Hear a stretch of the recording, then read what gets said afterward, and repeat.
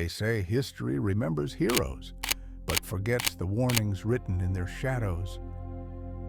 Long before Athens rose, before the poets turned myths into lessons, there was a story whispered by sailors who watched the skies. A story about a man, his son, and the secret that once defied the gods. But what if that story isn't what we've been told? What if the truth was buried, hidden under centuries of retelling?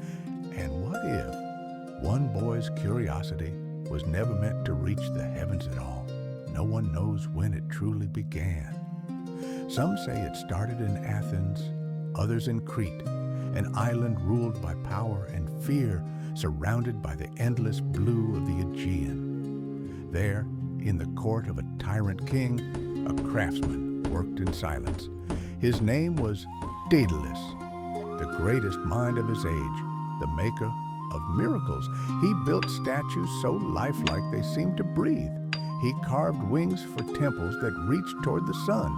He gave shape to the gods' imagination, and in return, he was both admired and feared. But genius in those days was dangerous, because in ancient Greece, to create something that rivaled the gods was to tempt their jealousy, and Daedalus tempted them often. They say his downfall began with a secret invention, one so cunning, so unnatural, that even King Minos grew afraid of it. That invention was meant to hold a monster, but perhaps it also trapped something else, guilt. The king's orders were simple. Daedalus would stay forever bound to Crete, his genius no longer his own. And so behind marble walls and burning torches, the craftsman worked, a prisoner of his own brilliance. But he was not alone. A boy grew in those halls, restless, curious, filled with light. A boy who looked at his father not as a prisoner, but as a magician who could bend nature itself. He asked questions Daedalus refused to answer. He reached for tools he was not ready to use. And one night, when the stars fell silent, the boy asked the question that would change everything. "Father, if you can make anything, why not freedom?" Freedom, a word Daedalus had not heard in years. To him it was a ghost, a memory of open skies and Athens' golden light. But to his son, freedom was a promise. Daedalus looked into his child's eyes, eyes untouched by fear, and something stirred in him. He realized the prison he built wasn't just made of stone, it was made of obedience, of silence. So he began to work again, not for the king, but in secret. The labyrinth he once created for Minos was a maze of confusion. Walls built to hold a beast called the Minotaur, half man, half bull. Only Daedalus knew its pathways. Only he could find the center. But as he studied its spirals, he began to see something more. Patterns of nature, of wind, of motion. He began to see a way out. In his workshop, hidden beneath the palace, Daedalus gathered feathers, small ones first, then larger.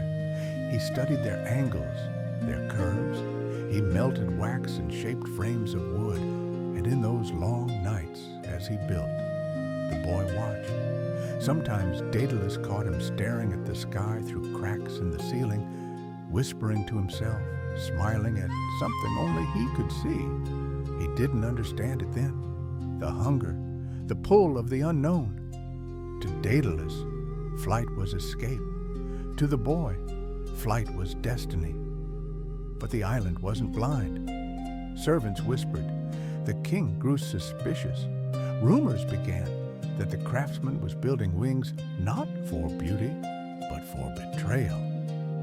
One morning, guards stormed the workshop, only to find the tables empty. Daedalus and his son had vanished.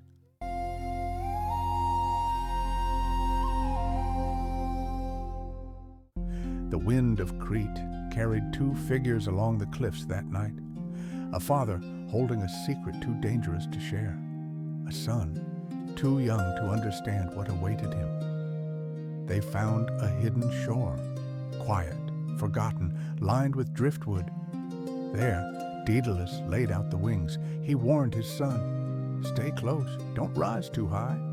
The heat of the sun could melt the wax. Don't fly too low either, for the sea's mist would weigh the feathers down. Follow my path," he said, "and we will live."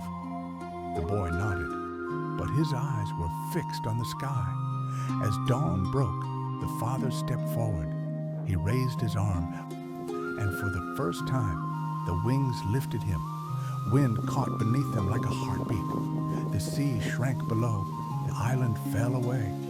And then they were flying.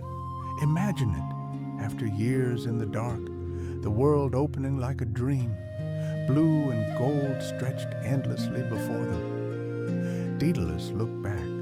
His son followed, laughing, not like a prisoner set free, but like a soul returning home. But even then, the boy began to drift. Higher, wider. Something inside him wanted to go further, not to escape, but to see. Because they say beyond the horizon where sky meets flame, there lies the realm of the gods. And perhaps, in that moment, he thought he could touch it. The higher they rose, the thinner the air became. The cries of gulls turned to whispers. The sea became a distant memory. Daedalus shouted, but the wind swallowed his voice. His son, radiant, fearless, didn't look down. He only looked up. He saw clouds shaped like palaces, beams of light that felt alive. Some say he heard a whisper, not from his father, but from something beyond the sky. It called him by name, Icarus. The word itself was a secret, carried through generations. But few remember that Daedalus never gave his son that name. He called him something else, a name lost to time. So where did Icarus come from? Some believe it was the name the gods gave him that day, the day he dared to rise. The wind roared louder, feathers tore free. The wax began to sweat beneath the sun, but he didn't stop. He couldn't, because in that brilliance, that unbearable light, he saw something, a shape beyond the clouds. Some say it was Apollo himself, others the gate of Olympus.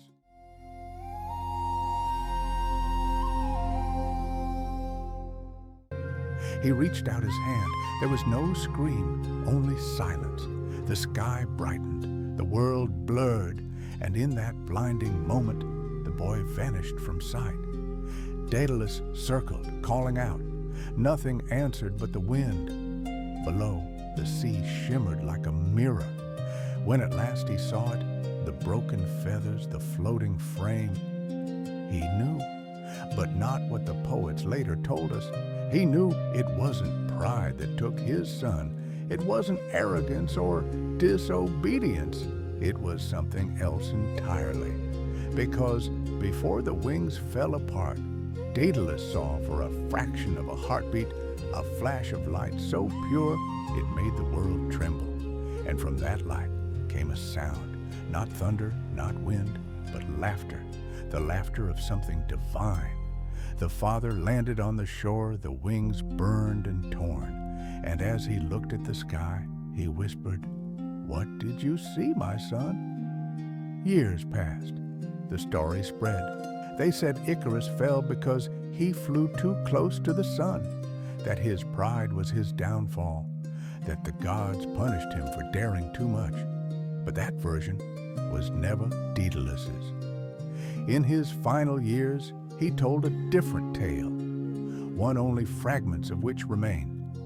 He said his son didn't fall at all. He said Icarus vanished into the light, that the gods took him not as punishment, but as invitation. Maybe Icarus saw the cage the gods built for men and decided that a single moment of freedom was worth more than a lifetime of obedience. Maybe he wasn't escaping the labyrinth below, but the limits written into every mortal heart. That he broke through the edge of the sky and kept flying, not a warning, a reminder that sometimes the only way to escape the labyrinth is to leave the world that built it.